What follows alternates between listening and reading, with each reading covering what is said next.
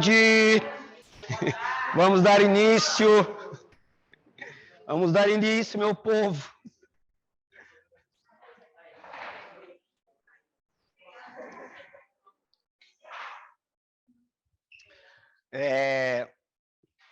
Falando em povo, brincávamos aqui sobre sábado passado, depois que terminou a aula, sobre aquele movimento, né, que Moisés fez no deserto por 40 anos. E ali, da saída do Egito até a entrada de Canaã, que é a terra prometida, que já estava habitada pelos filisteus e mais uns povos, dá 7 dias de caminhada. Eles levaram 40 anos, né? E aí, essa trajetória toda foi um processo de reeducação feito por Moisés sob a orientação dos espíritos guias que acompanhavam Moisés. Porque era necessário renovar as gerações. E a geração que estava ali, que ficou 400 anos escravizada, ela era uma geração totalmente fora da casinha, né? Fora da casinha. Tanto é que ele passa um tempo lá recebendo os mandamentos, assim que ele retorna já está o caos lá. Já está o caos. Então aquilo levou a um replanejamento. Então ele precisou, na verdade, substituir as gerações. Os velhos que estavam ali não tinham condições de dar início à organização do povo. Então foi preciso que ele ficasse, né, rodeando no deserto lá por 40 anos para renovar o pensamento. Essa é a chave das coisas. Foi preciso renovar o pensamento, porque isso se instala, vira cultura. Passa de pai para filho. Então você precisa quebrar o ciclo e colocar novas ideias, novos comportamentos. Inclusive, na época, os de lidar com a mediunidade. Que eles não tinham essa noção da importância da comunicação com os espíritos. O que você falar? Eram 3 gerações, na altura uma geração de Isso. 12 a 15 anos, né? Isso. Então, 3 gerações estão muito É isso? Exatamente. Bom, a gente vai hoje falar muito, tá, de evolução. Boa tarde a todos, boa tarde. Digley, tem alguém com a gente? O Rômulo. Rômulo, seja bem-vindo, tá? O Edgley tá atento aí, se você quiser perguntar alguma coisa, certo? A gente transmite aqui o seu comentário, a sua dúvida. E conforme eu havia já anunciado, né, que a gente ia dar uma aprofundada no tema do princípio inteligente com o André Luiz, que é uma leitura bem aprofundada, mas bem aprofundada mesmo. Termos técnicos, principalmente termos da paleontologia, da biologia, termos acadêmicos, tem nessa obra aqui. E você precisa, às vezes, parar. O que significa isso? Ir lá no Pai Google, né, e ver o que significa aquele termo, consultar um livro didático para tal, a não ser que você seja formado na área.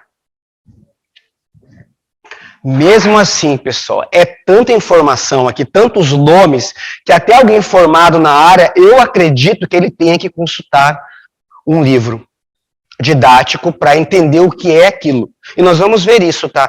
Então, o que foi possível fazer com esses nomes, particularmente eu fiz, tá? Para nós entendermos com a ilustração. Não estou trazendo todo o capítulo, estou falando do capítulo 3 dessa obra.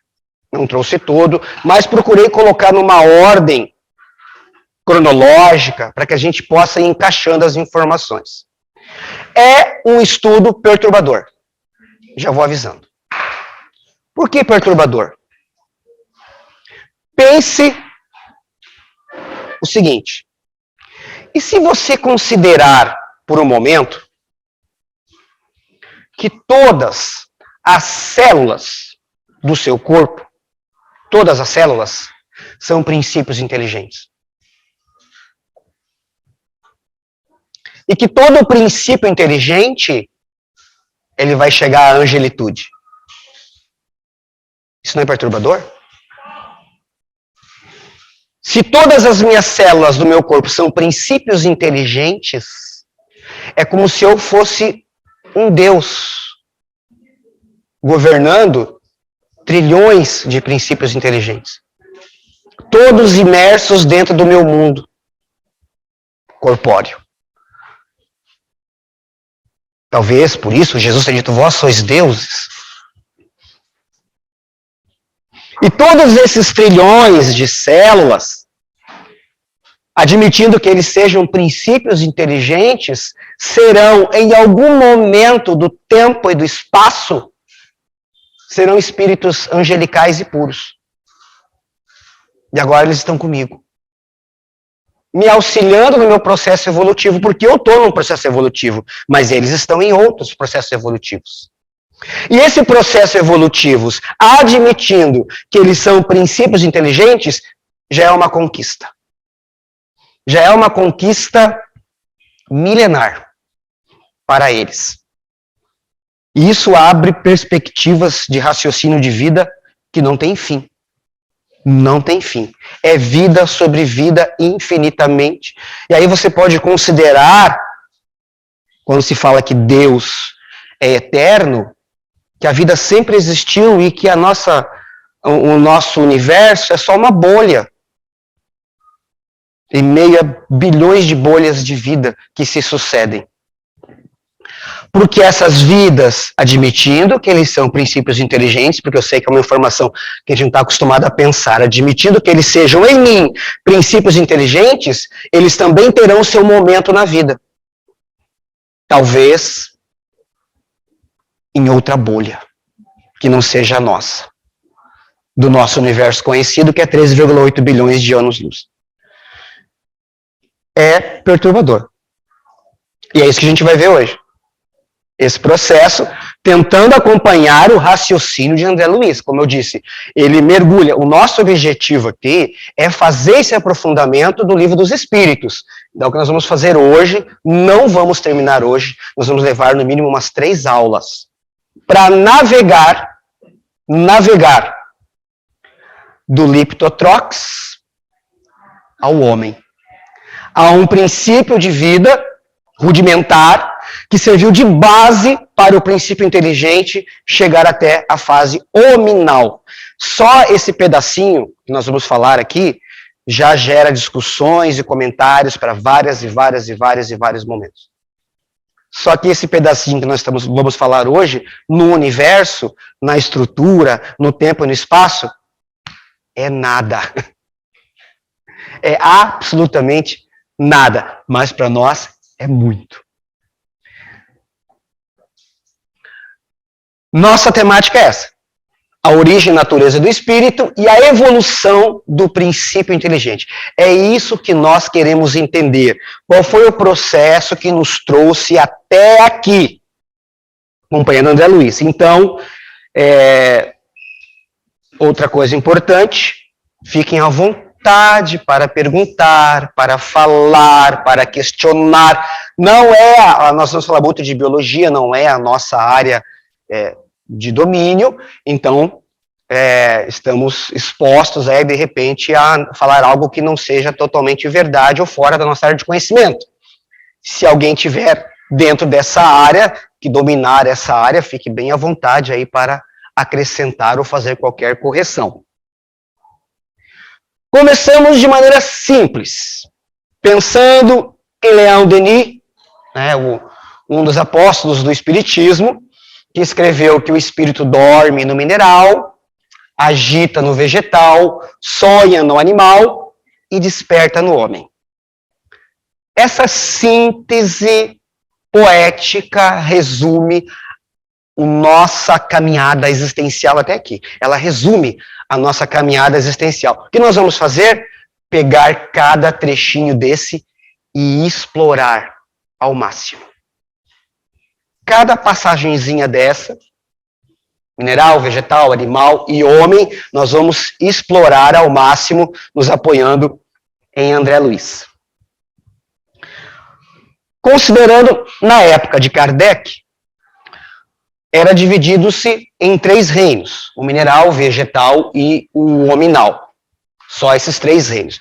Hoje, a atualidade da biologia, ela detalhou mais isso e saiu um pouco só do campo do mineral, vegetal e hominal, e ela é estudada dessa forma aqui, um pouco mais detalhada, com outros nomes, dividindo-se aí em organização procarionte e eucarionte. A organização procarionte são as células mais rudimentares, que não tem núcleo, e para cima dela, então, nós teríamos o reino protista,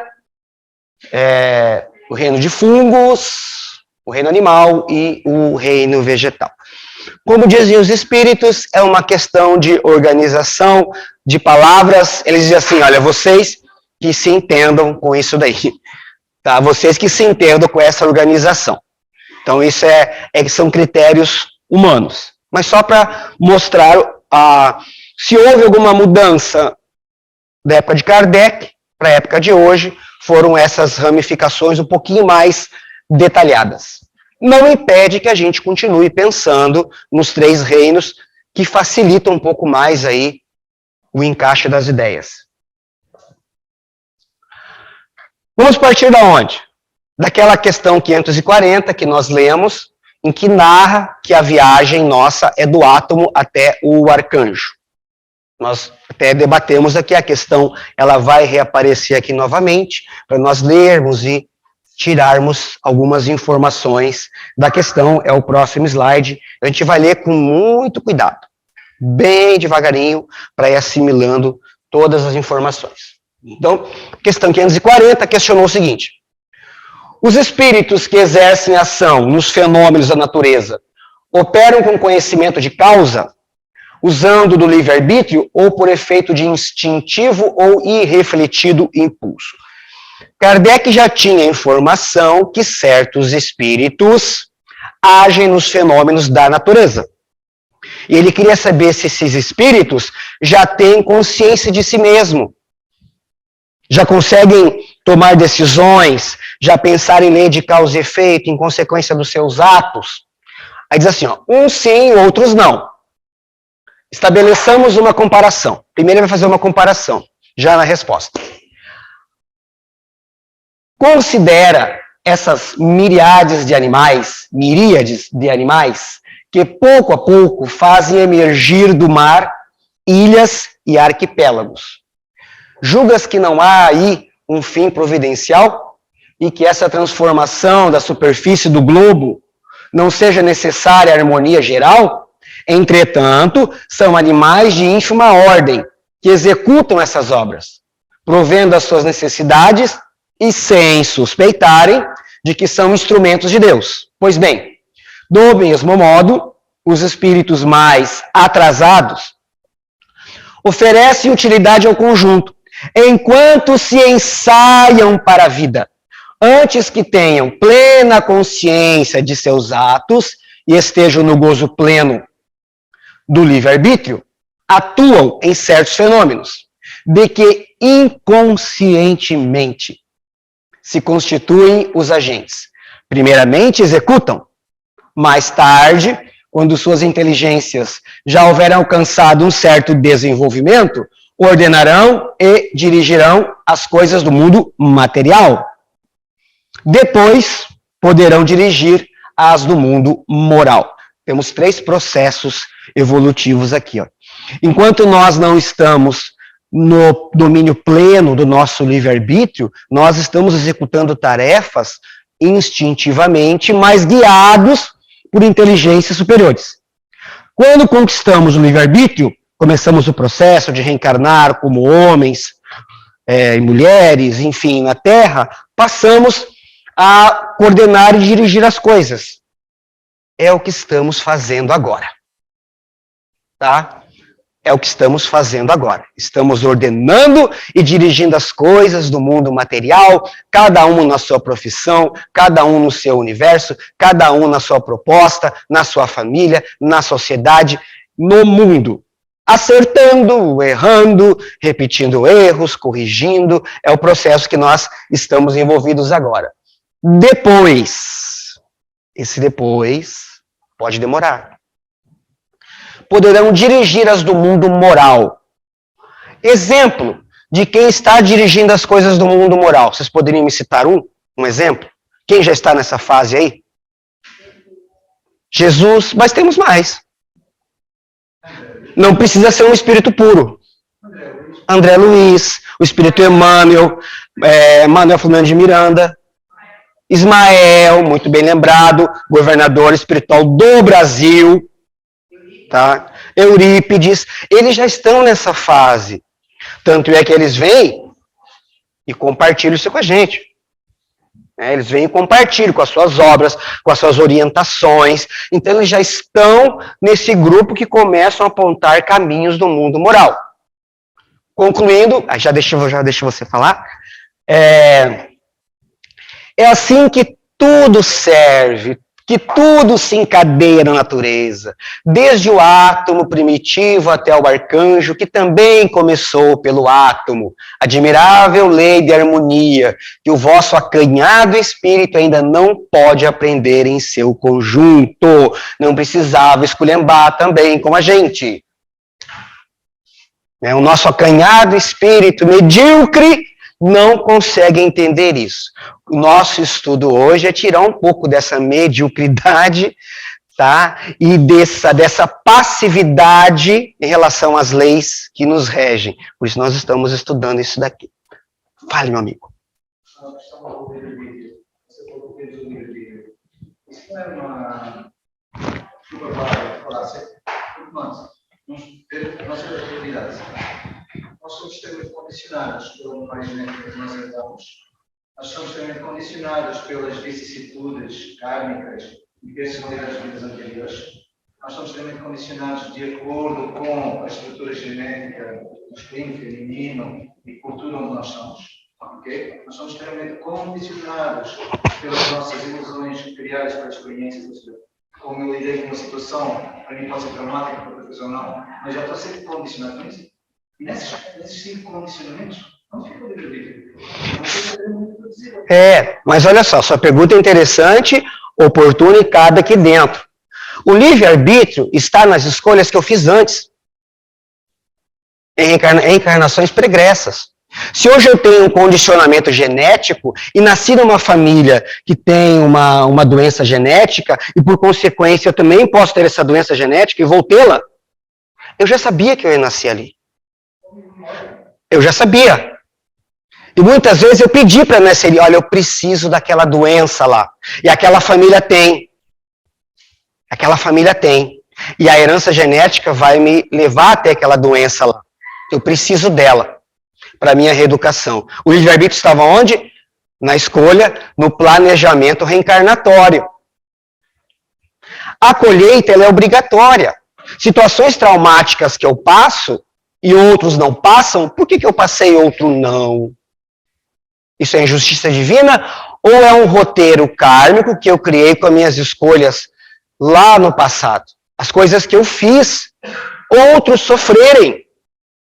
E a vida me coloca na mesma posição para que eu receba aquilo, não como uma punição, mas como uma reeducação, um despertar, uma valorização que nós pedimos quando lemos Missionários da Luz e falamos do planejamento reencarnatório, as pessoas implorando aos benfeitores doenças, implorando doenças. Sempre me ficou claro assim a história do espírito que vai reencarnar como mulher, que vai ter vários filhos, e ela vai ficar viúva. E vai ter que criar todos os filhos, com muito custo, com muito sacrifício. Só que ela está insegura porque ela tem medo de falir de novo. Porque ela era uma mulher muito bonita e ela acabou se perdendo por conta disso. Então ela pede ao benfeitor um desequilíbrio energético na tireoide. Um desequilíbrio energético na tireoide.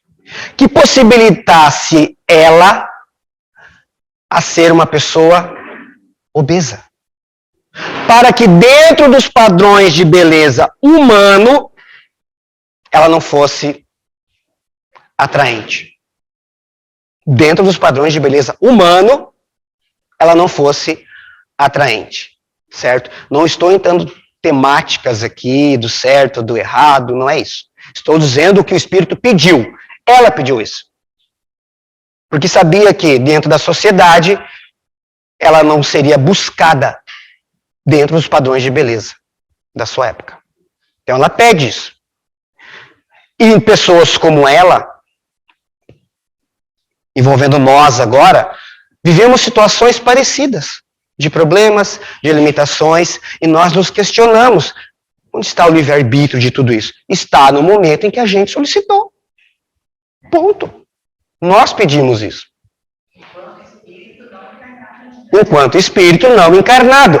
O meu livre-arbítrio, ele vai até onde começa o dos outros. Então, o livre-arbítrio também tem um limite. Eu posso fazer o que eu quiser. Então, você pode fazer o que você quiser. Só que você tem que colher o resultado de tudo que você fizer. Aí está a justiça divina. Eu posso, de repente, organizar um crime? Pode, você pode. Se a justiça humana não prender você, porque tem leis, a divina, que entende que isso é errado, uma hora vai reverter a situação. E será você o assaltado, será você o roubado, será você o cara que comprou um carro e está pagando as parcelas lá de 60 meses e resolveu não renovar o seguro do seu carro, ele foi roubado. Será o cara lá que fez uma dívida para comprar um apartamento, todo feliz da vida, agora eu vou ter o meu lugar próprio, a minha moradia, e descobriu que tudo era uma enganação, e os caras fugindo com o teu dinheiro, você ficou sem o prédio e sem o dinheiro. Aconteceu com o Haroldo. Com o Haroldo Dutra Dias, exatamente o que eu falei. Sabe o que ele falou? Bom, agora que eu paguei a dívida, agora eu posso comprar meu apartamento. Dívida paga. Então, há uma série de situações, exemplificações das nossas vidas, que nada mais é do que processo educativo. Ponto. E ele é mais duro, ele é mais difícil, ele é quase insuportável, dependendo do que eu fiz nas reencarnações passadas. É muito fácil analisar quem nós somos. É só você fazer uma análise da sua vida, do que você passou. Se foi algo assim, caramba, não foi fácil. Olha só quanta coisa. Pode apostar. Se você virasse a página anterior, deixa eu ver como foi a página anterior. Você ia se assustar. Você ia se assustar e agradecer. Obrigado, Senhor, por todo o sofrimento. O Senhor foi bondoso, hein? Foi bondoso e misericordioso. E é assim que Deus age. Há muita bondade, há muita misericórdia para nós. A gente nem faz ideia. Não fazemos ideia. Se pudéssemos virar as páginas do que a gente fez,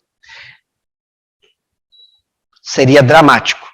Seria triste. Então nós temos essa complacência das leis divinas. E nos permite pagar as coisas em centavos ou fazendo o bem, porque o amor cobra a multidão dos pecados.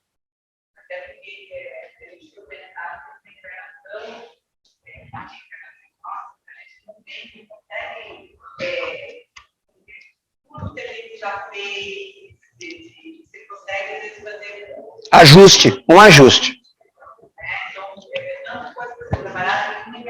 Exatamente, ajuste. Eu sempre me recordo, quando eu entro nessa análise, do amigo espiritual da casa, que é o Jesus Gonçalves. Eu sempre lembro dele. Tem as obras dele, a trilogia das reencarnações dele, as vidas, os erros, as desgraças. A ponto, gente, de dar veneno para a esposa que tinha acabado de dar à luz, dizendo para ela que era um calmante para suas dores, porque ele queria se livrar da esposa e ficar com a Tamara. Ela deu à luz, ele deu um remédio para ela morrer, era veneno. E amigo espiritual da casa, é benfeitor espiritual da casa. Claro que isso foi há séculos passados, lá no século VI. Mas ele vai contando isso, porque quando ele entrou no leprosário, a pergunta dele, o que eu fiz para merecer tamanho castigo? Nos anos 40, que não tinha cura para lepra. Ele entra no leprosário e pergunta: o que eu fiz para merecer tamanho castigo? E ele vai contar então o que ele fez. Né? Então, onde estava o livre-arbítrio dele nesse momento aí? Estava em todos os 2000 anos passados em que ele teve oportunidades e nunca aproveitou, desperdiçou uma atrás da outra. Com morte, com traições, com perseguições, com manipulações, chegando a ser o cardeal Richelieu, uma das pessoas mais importantes da história política da França. Ele mandava no rei. E não soube aproveitar também. Amigo de Divaldo Franco, naquela época. Divaldo Franco era o seu braço direito, quando era o cardeal Richelieu. Também não fez coisas boas. O Adriano, por isso que, ó, como Deus é misericordioso, bondoso, caridoso e muito mais. Ó, a oportunidade que ele deu para esse cidadão, né? Para ele que foi, você acabou de falar de gesto, né? Uhum. De fazer o bem, de praticar o bem, fazer o bem a alguém, fazer uma caridade, ele não fez. Ele inverteu todas as coisas. Deus deu a oportunidade dele fazer. Ele sai daquela outra que ele fez, a outra montagem, da outra encarnação, né? E cumprir ali um pouquinho que seja, e ele não fez. Não conseguia. Ele entrou mais em dívida. Mais em dívida. Ele teve 2 reencarnações consecutivas com lepra. 2. Teve lepra numa, desencarnou, voltou e teve lepra na outra. Isso foi tão marcante para ele que ele sempre lembra isso. Nós tivemos uma psicofonia dele faz 2 semanas. 2 semanas. Que ele faz um panorama da atualidade humana e fala da relação de Jesus com essa atualidade. E no final da psicofonia ele relembra mais uma vez desse momento dele. Certo? É bem emocionante a fala dele. Mas é um exemplo. Então, a melhor forma de nós entendermos todo esse processo de livre-arbítrio é pegando esses exemplos. É como a gente consegue encaixar isso na história humana e na nossa própria história, o que é mais difícil. Eu queria só perguntar, então, eu entendi que você falou em outras encarnações, mas também não tive o peso da nossa responsabilidade ética. No sentido que sim, nós teremos uma série de situações que podem nos levar a escolhas equivocadas. A nossa prova é fazer a outra opção. Sim. Nós vemos o resultado de uma escolha. De escolha. Só que hoje nós temos a possibilidade de reincidir no erro, agravar a situação ou vencê-las. Aí está o livre-arbítrio na atualidade. Ele consiste muito mais numa escolha moral e numa força moral que outra qualquer. Porque você pode ter uma doença implacável que te deixa numa cama, consequência da vida passada. Mas o que você vai fazer dentro dessa situação? Aí está o livre-arbítrio na atualidade. Você pode se revoltar ou ser uma luz para o mundo. Exemplo. Jerônimo de Mendonça, conhecido como o Gigante Deitado. Um homem que era forte, tão forte, que chamavam ele de Tarzan. Ele era um jovem atlético. Ele vai ficando doente, ele fica tetraplégico e ele fica cego. Pensem nessa situação. Não mover os braços, não mover as pernas e não ter a visão. O que ele fez a partir disso? O que ele fez, a nossa força espiritual e moral juntas, acho que não conseguiria fazer. O homem que fazia palestras espíritas na cama, tem no YouTube, tá, a palestra dele. Tá numa cama, cego, ele faz palestra espírita. Tornou-se uma luz no mundo para todos que chegavam na casa dele. Aí estava o livre-arbítrio. Dentro daquele universo construído por ele mesmo. E isso é vencer. Isso é escolha dele. Que escolha ele poderia ter? Se revoltar contra Deus, como muitos fazem. Um pai que perde um filho, né? Ninguém perde ninguém, mas vamos usar esse termo. Uma mãe que perde um filho, uma esposa que perde um marido, um marido que perde uma esposa e vice-versa. Você tem, ou você se revolta, ou você supera aquilo, vive o seu luto, que é normal, e segue adiante.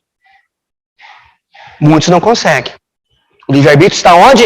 Nesse momento de escolha. Porque a programação da desencarnação estava programada. É inevitável. Cada um tem a sua marcha evolutiva. Agora, o que fazer no momento daquela situação é que é o desafio. E não é fácil, ninguém está dizendo que é fácil. Não é fácil. Por que não é fácil? Porque a nossa história anterior, que construiu aquele desafio, pode ter sido uma história bem triste, uma história bem difícil. Nós vemos isso, pessoal, todas as semanas nas reuniões mediúnicas. Todas as semanas alguém vem com uma história parecida. Que teve uma construção ruim e a pessoa não aceitou e se revoltou. Fez uso do livre-arbítrio. Se revoltou. Deu um parênteses bom, né? O termo ali.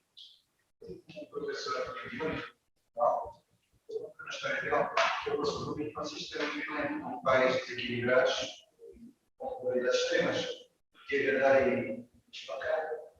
Eu não entendia. Eu não entendi essa coisa de pensa. Eu sempre vi um leitor, sempre um ajudante. Vou contar. Aos 21 anos, eu fiz essa pergunta ao leitor. Por que tive passado essa experiência na minha infância que causa tanta dor e tanta amargura? E o leitor disse que eu digo isso, porque nós tínhamos dons teóricos muito grandes, uma capacidade de manipulação que eu tinha receio por causa do segmento, né, que eu leio, de entrar na fascinação e criar uma igreja ou começar a manipular pessoas e reduzir a sua moralidade espiritual. Então, eu pedi para vir na família que causa essa dor, para ter compaixão pelos outros. Isso faz sentido nesse sentido? Faz. Sim. A do Jerônimo Mendonça, pegando o mesmo gancho do que você falou, quando ele se torna tetraplégico e cego, não era mais resgate kármico.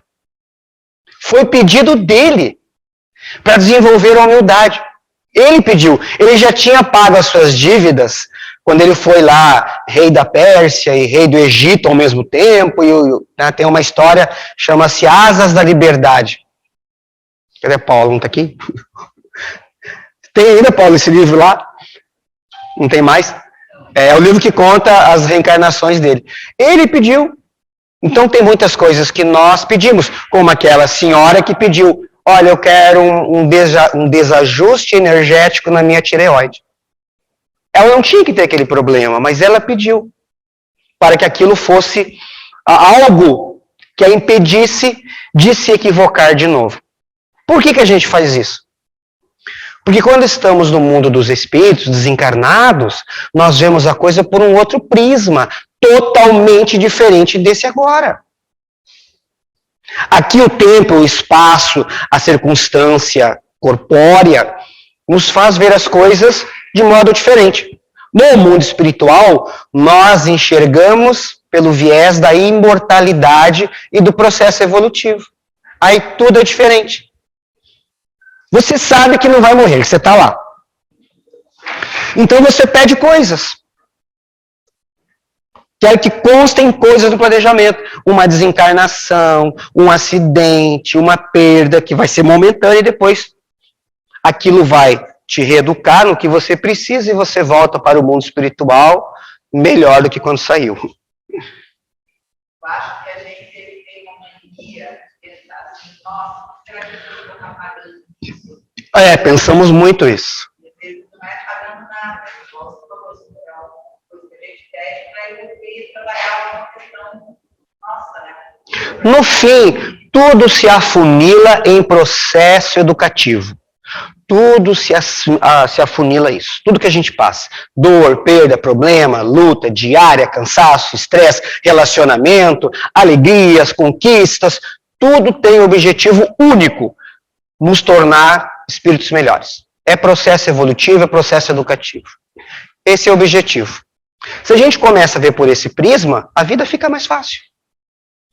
A gente lida melhor com as coisas, com as pessoas, com os problemas, com os momentos difíceis, de dor, mas também sabe lidar com as conquistas sem se fascinar demais, tem os pés no chão. Isso nos ajuda a errar menos e a acertar mais. Então vamos pegar a ideia do Leon Denis, que a alma dorme na pedra, sonha no vegetal, agita-se no animal e acorda no homem. Em cada uma dessas fases existe uma zona intermediária, como se pode verificar nos estudos científicos. Então não há uma transição brusca e direta do mineral para o vegetal, nem do vegetal para o animal. Hoje os estudos mostram que há transições e que isso levou milhares de anos. Vamos começar a falar do reino mineral, e ele tem algumas características. Constituído de matéria inerte, a força é mecânica, não tem vitalidade, não tem movimentos próprios, formado apenas pela agregação da matéria. Então o reino mineral, ele é agregador, ele tem o poder da atração. Ele agrega a matéria, mas não tem vitalidade nenhuma. É característica do reino mineral, falando aí de coisas materiais. Simplesmente de coisas materiais. Mas tem uma transição. Olha que interessante. Intermediação do reino mineral com o reino vegetal. É a geração do vírus, que estava na estrutura cristalina dos minerais. É uma transição. E aqui vai ser importante, porque nós vamos falar bastante do vírus hoje. Até porque ele está na moda, né? Nos últimos 2 anos ele foi parceiro da humanidade. A gente vai falar bastante do vírus. André Luiz agora, Evolução em 2 Mundos. Quer ler para mim? Karen, quer ler? A imensa fornalha atômica estava conectada a receber as sementes da vida e, sob os fluxos dos gênios construtores que operavam no norte e na sul, vemos o seio da Terra recoberto de mares mornos, invadido por gigantesca massa viscosa a espraiar-se no colo da paisagem primitiva. Dessa geleia cósmica, verte o princípio inteligente em suas primeiras manifestações. Princípio inteligente nas suas primeiras manifestações, no que os biólogos chamam aí de sopa primordial. André Luiz fala de uma geleia cósmica. E ela vai se manifestar nisso daqui, ó. Protoplasma. Continua para nós. Trabalhadas no transcurso de milênios pelos operários espirituais que desmagnetizam os valores, permutando-os entre si sob a ação do calor interno e do frio exterior. As mônadas celestes exprimem-se no mundo através da rede filamentosa do protoplasma, de que se derivaria a existência organizada no globo constituído. Séculos de atividade silenciosa perpassam sucessivos. É um dos primeiros elementos de vida, chamado protoplasma. É uma parte da célula, é uma parte mais primitiva ali da célula.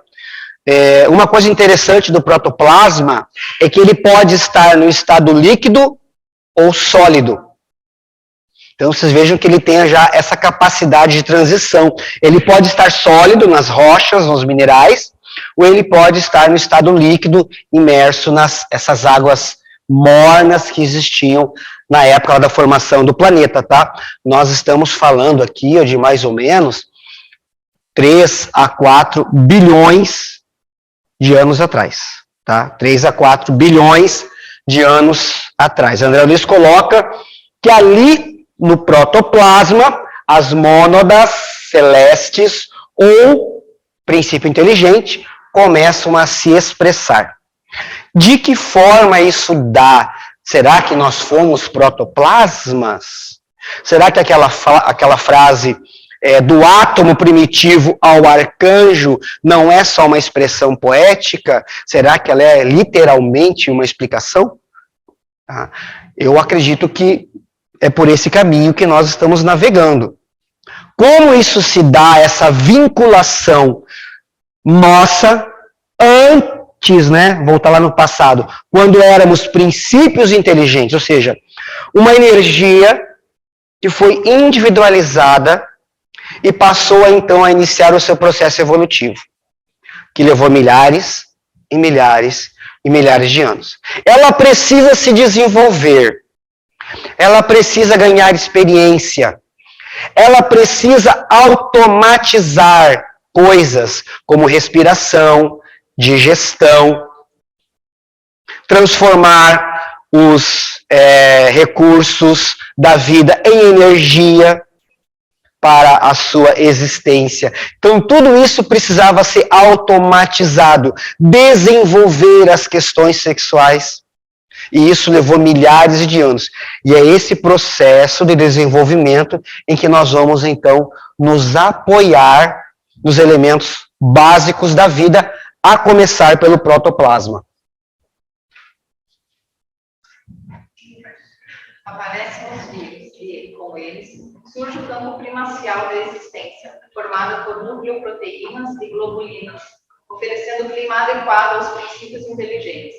Evidenciam-se desde então as bactérias rudimentares, cujas espécies se perderam nos alicerces profundos da evolução, lavrando os minerais na construção do solo, dividindo-se por raças e grupos numerosos, plasmando pela reprodução assexuada as células primeiras, que se responsabilizariam pelas eclosões do reino vegetal em seu início. Segundo algumas pesquisas, nós temos no nosso planeta, acho que são 200 mil tipos de vírus. O total de vírus é 10 elevado à potência 31. Certo? Então seriam 10 com 31 zeros. É a quantidade de vírus no nosso planeta. Tem mais vírus no planeta Terra do que estrelas na nossa galáxia. Então, a quantidade de vírus é muito grande. São, segundo André Luiz, segundo a ciência também, tá? O livro é dos anos 50. Segundo a ciência também, são os primeiros carinhas que apareceram por aqui. Eles estão aqui desde o começo dos tempos da nossa evolução terrestre. São os primeiros. E aí, pra gente, milênios e milênios chegam e passam. Para nós entendermos, pessoal, tem um videozinho falando do vírus, tá? E vai até fazer aí uma conexão com o que a gente viveu aí. Estamos vivendo ainda, né, com relação à pandemia. Tomara que esse não esteja, monetizado. Tava no YouTube, tá, Edgley?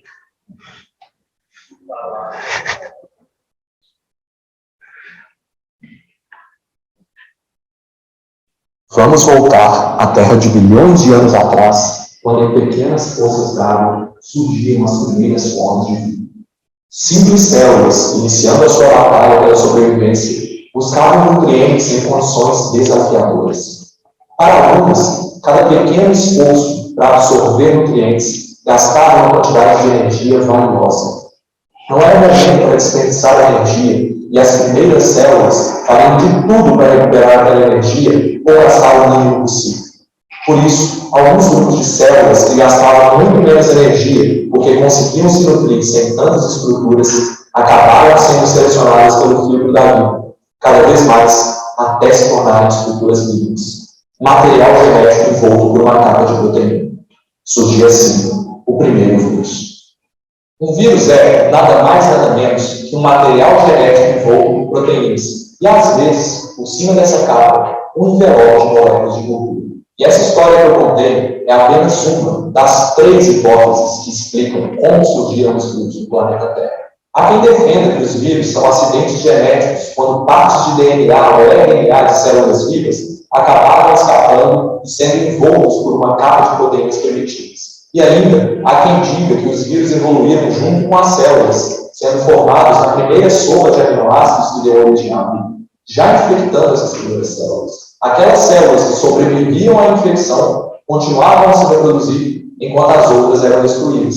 E essa relação íntima entre as células e os vírus moldou a evolução de todos os seres vivos. A semelhança entre essas três hipóteses, independente de qual delas esteja certa, está no fato de que os vírus são entidades extremamente simples, incapazes de se reproduzir por conta própria e, portanto, dependem das células para se multiplicar. Se enxergarmos a vida como algo que exige reações químicas para a reprodução e o metabolismo, os vírus seriam excluídos dessa categoria. Mas se considerarmos que o sentido da vida é meramente perpetuar a sua existência, por qualquer meio que seja, vírus sim podem ser considerados uma forma de vida, mesmo que muito primitiva. Com a pandemia de Covid-19, todos nós começamos a falar sobre o coronavírus, como ele é transmitido, quais remédios funcionam, e começamos também a mudar os nossos hábitos, usando máscaras e até dando banho de álcool gel nas compras do supermercado. Mas você já parou para pensar, de fato, que você está fazendo tudo isso, que a sua vida mudou por causa de uma partícula menor que a ponta de um alfinete? Você já parou para pensar, de verdade, que a sua vida parou por causa de um vírus? Mas o que é um vírus? As células do nosso corpo estão constantemente internalizando substâncias e compostos essenciais para a realização de suas funções. Ao mesmo tempo, alguns vírus possuem uma capa de proteínas que se assemelham a alguns compostos que as células humanas estão acostumadas a absorver. Por isso, algumas proteínas de superfície do vírus podem ser confundidas com aquelas que as células necessitam. E essas células podem, por engano, internalizar o material genético viral ou o vírus inteiro, originando aí um problema. A célula que está infectada com o vírus continua o seu processo de produção de proteínas normalmente a partir do seu próprio DNA.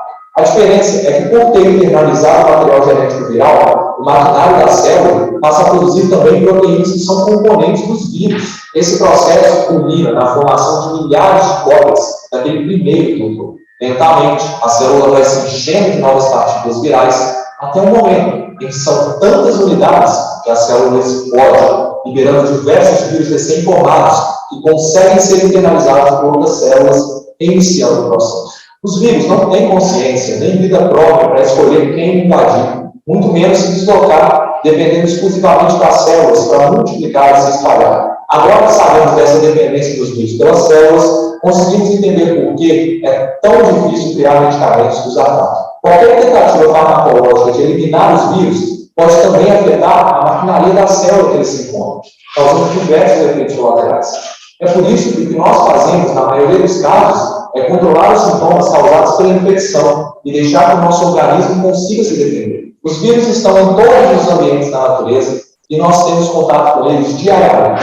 Mas a maioria dos vírus de plantas, de animais e até de bactérias vão passar despercebidos por nós. Isso porque apenas uma pequena parcela dos vírus existentes conseguem ser internalizados pelas células humanas. Mas por terem material genético que está naturalmente sofrendo alterações aleatórias, a chance de surgir alguma variação que contém uma proteína tão parecida com a substância que nossas células estão acostumadas a absorver, que a partícula viral acaba, por acidente, sendo internalizada por algum tipo de célula do nosso corpo, causando danos. E sempre em regiões onde tem muitos seres em contato, em regiões que há um contato muito mais frequente entre seres humanos e outros animais, há também um maior intercâmbio de vírus, aumentando as chances de surgir uma variação final prejudicial ao ser humano. Mas não pense nos vírus apenas como os vilões. Eles são fundamentais para manter o equilíbrio dos ecossistemas. Os fagos, por exemplo, que são os vírus que infectam bactérias, são os principais reguladores das populações bacterianas nos oceanos e em outros ecossistemas.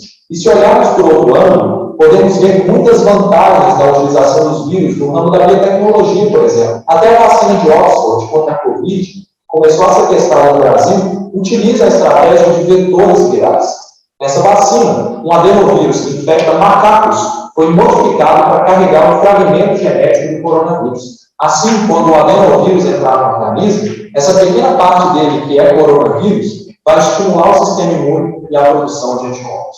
Entender como funciona a natureza e todo o processo que levou à vida que temos hoje, fascinante, não é mesmo? Tudo isso foi fruto de diversas pesquisas e análises para entender a fundo como as coisas funcionam. E isso é ciência. Sabe o que também a ciência ajudou a descobrir? Que os idosos têm baixa imunidade simplesmente porque são idosos. E isso você confere nesse vídeo aqui. Ou se preferir, assiste esse vídeo relacionado. Enquanto você se decide aí, já curte e conheça o nosso programa de membros do canal. Siga a gente no Instagram. E é isso, pessoal. Se inscrevam no canal. Um grande abraço. Vamos voltar. O outro fica para quem se considerar idoso, né? Idoso pode assistir lá o vídeo.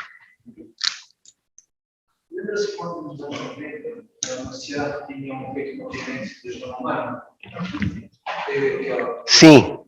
Agora falaram que 70% do nosso genoma, que é a nossa estrutura genética, é disso, bactérias. E só os outros 30% que é o que nos faz mamíferos e humanos. 27% nós somos idênticos àquelas criaturas. Então, ou seja, basicamente nós somos construídos por vírus. Toda a nossa existência, toda esta estrutura aqui é vírus. E daí descobrimos que vírus são agentes mutacionais para a evolução das espécies. E é legal ver que André Luiz traz isso, né? Na obra, ele começa por ali. Ele fala, ali foi o gatilho, o início da questão da vida, tá? E aí, continuando, lembra que eu falei do leptotrox, né? Do leptotrox ao homem? Então, olha só. O grupo de bactérias, aí tivemos outros elementos, né? Tem o vírus, aí depois aparecem as bactérias, um pouco diferente. As bactérias, elas já são mais organizadas do que o vírus. Tem bactérias que são boas para nós, bactérias que não são, né? A flora intestinal tem as suas lá. Então tem bactérias que ajudam o homem, tem outras que não. Mas elas já são elementos mais organizados do que o vírus. Elas já conseguem se reproduzir por elas mesmas.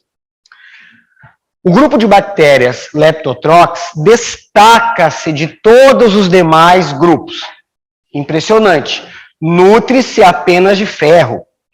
Possui revestimento ferroso que logo perde e vê-se coagido a nadar com que novo revestimento se formará. A dinâmica a que tais bactérias são obrigadas a vivenciar lhes proporciona a aproximação, jungindo-se umas às outras, preludiando o que estava por vir, reprodução sexuada. De experimentação em experimentação, sempre sob a coordenação do bem eterno, irão surgir as algas verdes. Então aqui essa bactéria chamada Leptotrox, ela já começa a desenvolver a reprodução sexuada. E não mais assexuada. Ela vai precisar de um companheiro, vai precisar de uma companheira. E isso então vai ser desenvolvido nas algas. Quem quer ler aí? Me dá uma trégua. Bruno, quer ler? As algas verdes. É que as bactérias Leptotrox, dinamizadas, direcionadas e conduzidas por inteligências superiores, invadiram as águas onde encontraram as colônias de algas de cor azulada, vivendo em águas e terrenos úmidos, seu habitat natural. Depois de submetidas a multiplicadas modificações de ordem espiritual, foi que nesse convívio surgiram as algas verdes, inaugurando a comunhão sexual sobre o mundo. Lembra lá no videozinho lá do Tyson, né, que ele fala, quando ele vai mexer no mar, né, ele fala das algas, e fala, elas também inventaram o sexo. Mas percebam que há uma engenharia espiritual coordenando isso, né? Depois de submetidas a multiplicadas modificações de ordem espiritual. Ou seja, tudo faz parte de um planejamento, de um desencadeamento de fatores para chegar aonde nós estamos. Então, ali nesse processo, o princípio inteligente começa agora a conquistar essa questão sexual que ele vai desenvolver nas algas. E aí a gente começa a mergulhar, então, no reino vegetal, que vão ter outros elementos interessantes. As manifestações são avançadas, entre elas, a reprodução sexuada. A transformação da energia da fotossíntese, Compostos de matéria inerte, são dotados de vitalidade, vida orgânica, não pensam, não têm percepções, não têm sensações de dor. Tá? Ela tem um instinto, ela reage, as plantas reagem, mas elas não têm a consciência disso. Como alguns, né, defendem essa ideia, né, que as plantas sentem, tá? Mas é uma interação energética, é uma interação fluídica, ela reage instintivamente, ela não tem consciência disso. Ah, eu converso com as plantas e elas parecem que entendem. Se você pega uma planta e você conversa carinhosamente com ela, você está aplicando um passe na planta. É energia. Agora, se você quer pegar uma planta e xingar ela e dizer um monte de bobagem, você vai matar a planta. Porque é interação energética. Não é que ela fica triste, né, ou feliz, porque você deu bom dia. Tá? Isso é interação energética, que acontece no passe. O Matsumoto, que fotografou as moléculas da água sobre a influência emocional, provou isso. Você pega uma garrafa d'água. Eu fiz essa experiência, gente, com arroz. Eu fiz, porque eu gosto de provar as coisas. Eu tenho a foto, tá? Tenho a foto dos meus acompanhamentos. O arroz que eu não fiz nada, o arroz que eu xingava e o arroz que eu amava. Certo? O que eu xingava ficou uma coisa pavorosa. Ele ficou preto, amarronzado. Ficou horrível. Eu fiz o teste. Funciona. Tá? Então, é interação energética. A gente faz isso entre nós. Né? Mas não que a planta tenha essa consciência de você, ai, me xingou, né? Ai, me deu um bom dia, eu vou ter um dia feliz hoje. Muito cuidado com quem está fazendo a sua comida. Né? Certo? Muito cuidado, certo? Você chega lá na sua casa e tá alguém assim, com raiva, senta aí, vou te fazer um café. Não toma esse café. Você vai ter que fazer uma endoscopia depois. Né? Não toma esse café, tá bom? Mas é verdade. Né? Qual é o melhor tempero que a gente fala, né? É o amor, mas isso é fato. Isso é fato. A interação energética toda hora, a todo momento, tá? Façam a experiência do arroz, vocês vão ficar chocados. Arroz cru.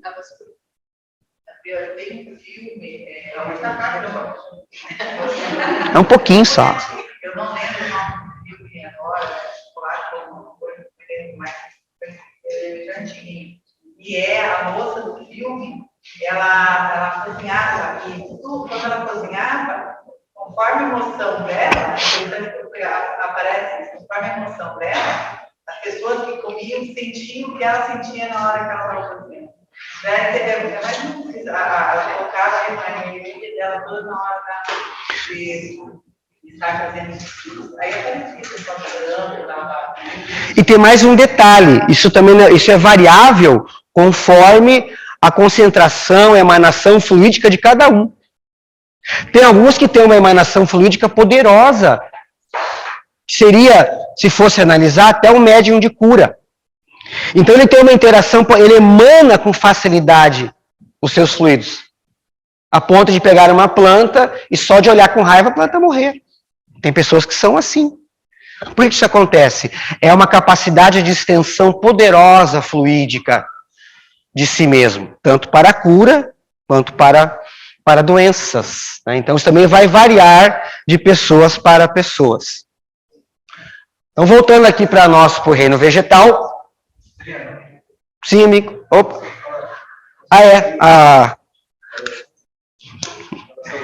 Sim. Noura.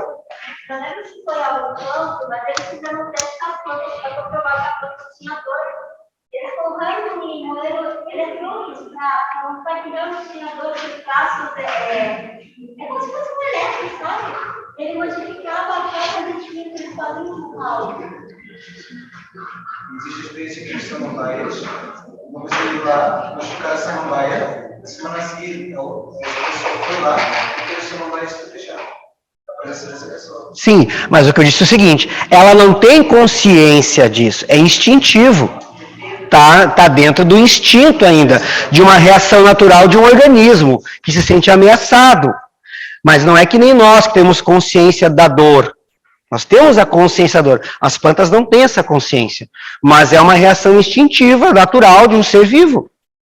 Um ser vivo que vai reagir, né, àquele ataque, um ataque à sua estrutura de vida.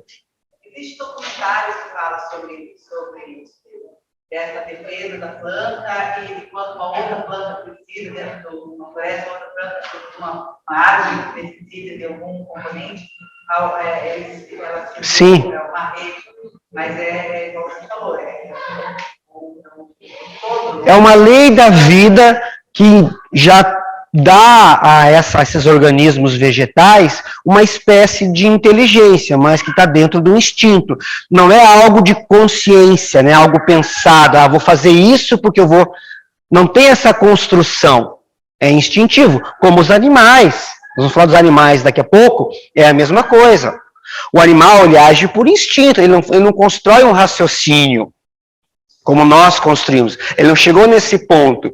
Então, os animais, já adiantando, né, eles vão ter uma espécie de livre-arbítrio. É uma espécie muito rudimentar, mas não é ainda uma construção racional. Só ocorre no hominal. Estamos navegando, estamos avançando. O tempo age sem pressa, em vagarosa movimentação no berço da humanidade. E aparecem as algas nadadoras, quase invisíveis, são bem pequenininhas, com as suas caudas flexuosas, circulando no corpo das águas, vestidas em membranas celulósicas e mantendo-se à custa de resíduos minerais, dotadas de extrema mobilidade, motilidade e sensibilidade, como formas monocelulares em que a mônada já evoluída se ergue ao estágio superior. Quando fala mônada, está falando do princípio inteligente, está falando de nós. Tá? Quando aparece a palavra mônada, está se referindo a nós, no princípio inteligente. Que agora, utilizando-se desses seres rudimentares, já se move. Mas olha que muito tempo se passou, hein? Tanto é que ele fala, ó, já se ergue a estágio superior. Ali, até chegar esse momento, houve um transcurso de milhares de anos para desenvolver o que para nós seriam poucas coisas. E aí começam os nomes bacanas. Bruno, vai lá, gostei da sua leitura. Das cristalizações atômicas e dos minerais, dos vírus e dos protoplasmas, das bactérias e das amebas, das algas e dos vegetais do período... Tá, só um pouquinho, ó. Então, até aqui é o que nós vimos lá na alga, né? Período pré-câmbrico, só para nos localizarmos, é da formação da Terra até mais ou menos 500 milhões de anos atrás. É chamado período pré-câmbrico. Formação da Terra até cerca de 500 milhões de anos. Eu coloquei Terra 2 vezes ali, desculpa. Os fetos e as licopodiáceas, aos trilóptes, tídeos, aos cefalópodes, oromídeos, nossa, eu falei para vocês. E radiolares, os terrenos silurianos, o princípio espiritual atingiu espongiários e centenários da era paleozoica, esboçando a estrutura esquelética. Pensa, né, que eu falei, ó, mesmo o cara formado em biologia, que vai ler esse texto, ele tem que parar e relembrar algumas coisas. Imagine a gente que não tem essa formação, né? Lembrando que essa psicografia passou pelas mãos de um homem com a 4ª série do primário. 4ª série do primário.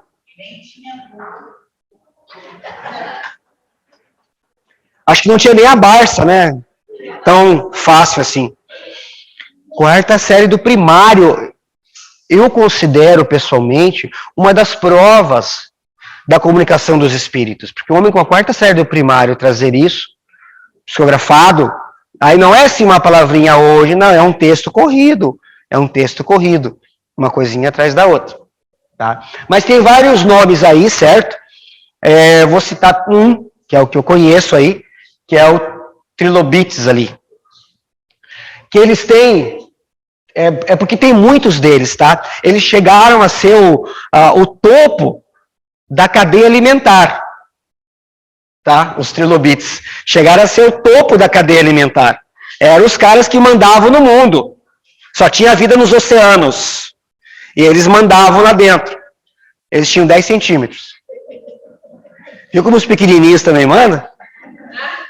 10 centímetros, tá? E tem vários fósseis deles. Eles já apresentam uma carcaça, uma couraça, né? Um princípio de um exoesqueleto. Já é uma transição ali do vegetal para o animal. Ele já tem uma estrutura, um exoesqueleto já. Certo? Muito legal os trilobites ali. Então o André Luiz está fazendo uma narrativa, vejam que ele faz uma retomada de tudo, né? Vírus, protoplasma, bactérias, vai recapitulando e agora ele começa a acrescentar novos processos.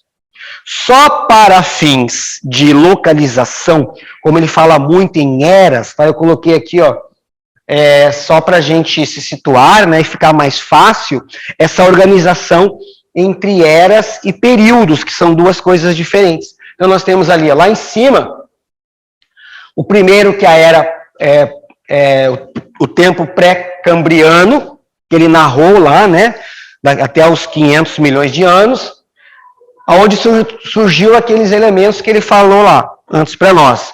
O vírus, o protoplasma, as bactérias. Aí entra na era paleozoica, que é onde ele termina aqui, né? Vamos voltar aqui, ó. Olha só. O princípio espiritual, atingiu espongiários excelenterados da era paleozoica, esboçando a estrutura esquelética. Foi quando nós entramos na segunda faixa ali, que é a era paleozoica, que tem vários períodos, tá? Ele fala muito na obra do período cambriano. Aqui, ó. Ele fala muito desse daqui, do período cambriano, onde aparece aqueles bichinhos ali que ele vai narrando ali para nós. Vida só marinha. Na metade do período da era paleozoica, que é esse período aqui, é que começa a ter uma transição, né? Uma transição entre a vida aquática e a vida terrena.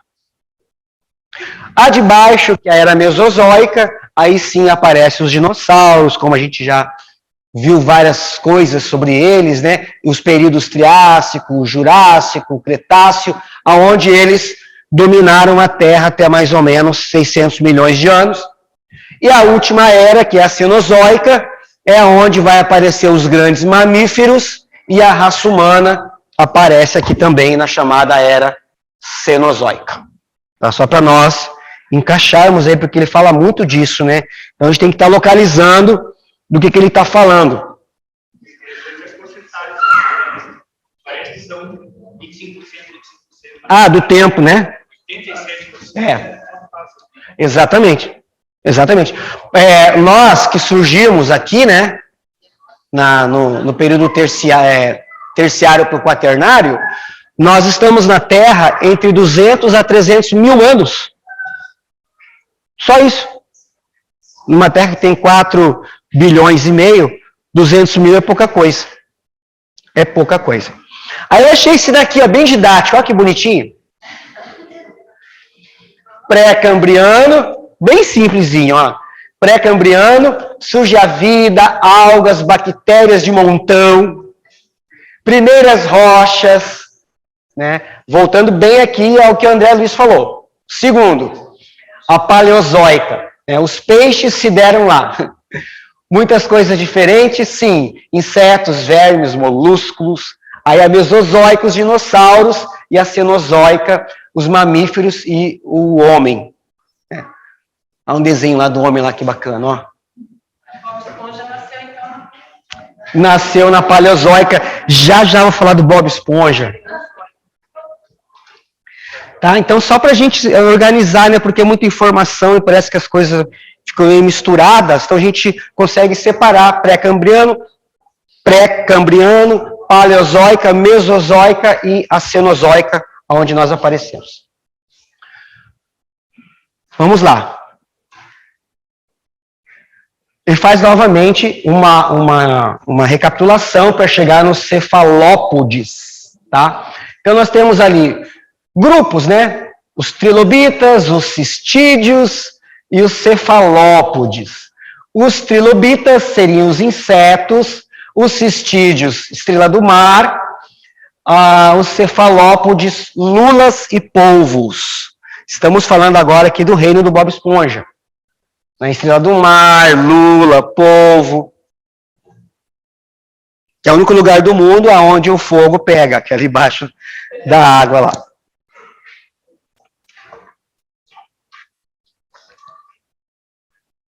Tudo isso está na obra Evolução em Dois Mundos, hein? Lembrando. Há também uma intermediação, a natureza não dá saltos, é todo um processo de engenharia, há uma intermediação entre todos esses reinos. Olha aqui. O princípio espiritual, nós, atingiu espongiários excelenterados da era paleozoica 500 a 250 milhões de anos atrás, esboçando a estrutura esquelética. Aí sim entramos agora nos personagens lá do Bob Esponja. Aí quando eu li isso daqui, pessoal, eu percebi o seguinte, que há 500 milhões de anos atrás, eu descobri quem eu era, ó.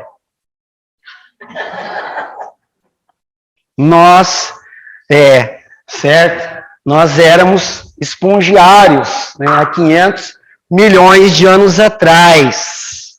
Quer a pessoa concorde ou não, quer ela acredite ou não. Todos os seres passaram por essas faixas de evolução, de desenvolvimento, de aquisição de coisas que hoje para nós estão já conquistadas. Respiração, digestão, todas as nossas movimentações, milhares de coisas que acontecem enquanto estamos sentados. Milhares de coisas acontecem. E nós nem nos damos conta disso. A própria respiração é um processo fantástico, que nos alimenta. A toda hora, a nossa maior alimentação é pela respiração. E a gente nem se dá conta disso. É uma conquista.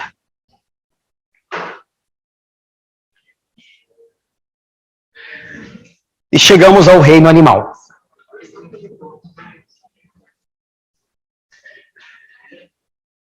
Aí tem uma coisa interessante, ó, não há criatividade. Essa criatividade também não é aquela criatividade porque eles têm, né, um instinto fantástico, as abelhas com as suas colmeias, os castores, né, então as águias, as minhocas, as formigas. Então elas têm uma estrutura, mas aquilo tudo é um instinto da natureza. Não é uma coisa assim de, vou fazer uma arte aqui. Não tem esse planejamento ainda. Tá? O livre-arbítrio, ele começa a ser esboçado. Exemplo. O teu cachorro come sempre na hora que você quer? Não quer. Quando ele não quer, ele não come, né? Tá? Ele não quer. Ele sempre vem quando você chama? Sempre quando ele foge, né? Não vem. Então, existe ali uma espécie de um livre-arbítrio que vai se desenvolvendo no animal. Ele não tem consciência disso, mas ele está esboçando já esse livre-arbítrio. O que é, Mônica? Você falar? Nessa parte que veio no final aqui, veio todas as formigas, a questão já da sociedade, né, daquela... que elas têm, as abelhas têm de grupo, né? De ter um líder, a rainha, né? E eles dão a vida pela rainha. Exatamente. E aí a gente vai, se fosse pegando exemplos aqui, os animais marinhos, né, aquáticos, né? As alcateias, os lobos. Então, você vai abrindo assim, exemplos tão fantásticos, né, dessa organização social nos animais. Hã? Os passarinhos, exatamente. É um mundo bem interessante, tá? Aqui, pessoal, a gente começa a se achar mais, tá? No reino animal, a gente começa a se achar e se localizar mais, porque é a nossa transição recente. É a nossa transição recente. Antes da semana passada, eu comentei aquela questão que falou sobre a importância de cada ser vivo. Uma das coisas que ela falou foi o seguinte: nós temos essa ideia, essa percepção que os seres humanos são o auge em todos os aspectos da inteligência. E essa identidade tinha falado que nós não somos o auge, nós somos só um grupo. Todos os seres, de acordo com a sua realidade, têm a sua inteligência de acordo com o que necessita para fazer a sua experiência. Por isso é que explicou aquela questão da importância da mosca laranjeira, para fazer água, cada um tem. Isso aconteceu na altura em que houve uma reportagem que os cientistas descobriram que a barata mora de decreção do solidão. A barata é um bicho que nós temos tanto nojo e que ela vive em comunidade. Daí daquela história quando se mata uma boca faz várias, porque elas têm um sentido de comunidade tão forte que estão sozinhas. elas não podem ter depressão. As baratas. Eu conheço gente aqui, cara, gente sentada aqui que tem um amor pelas baratas que você nem imagina. Mas é interessante isso, porque nós temos uma percepção sobre a vida animal muito humana, não é?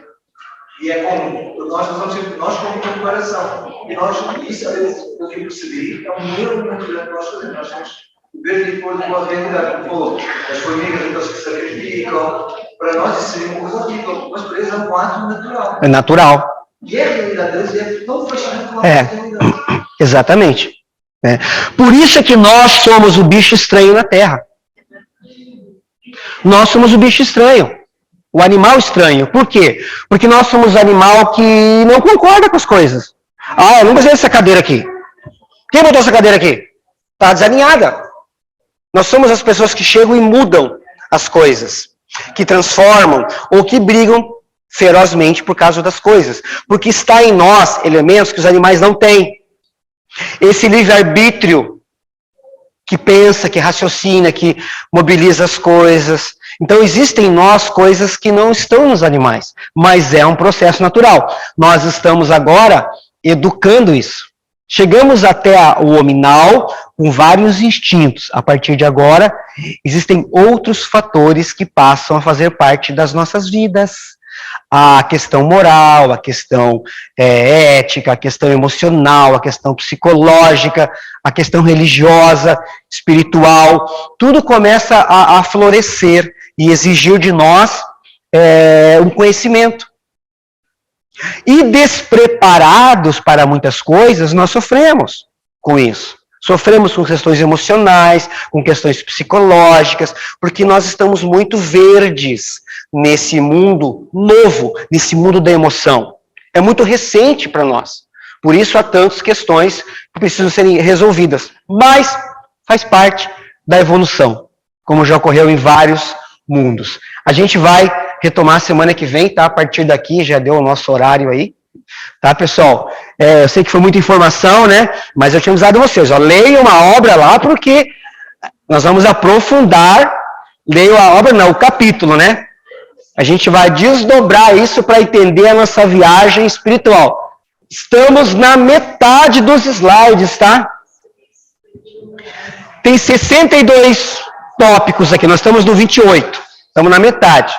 Agora a gente vai começar a narrar um pouco mais detalhado. Obrigado pela presença, Rômulo, um abraço. Semana que vem a gente se encontra. Fiquem bem, tchau, até sábado.